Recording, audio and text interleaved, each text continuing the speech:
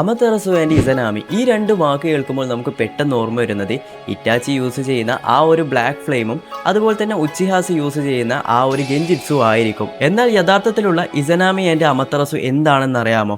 അത് പറയുന്നതിന് മുമ്പ് ഇതുപോലുള്ള ആനിമി റിലേറ്റഡ് കോണ്ടന്റ് വേണ്ടി പേജ് ഫോളോ ചെയ്യാൻ മറക്കരുത്.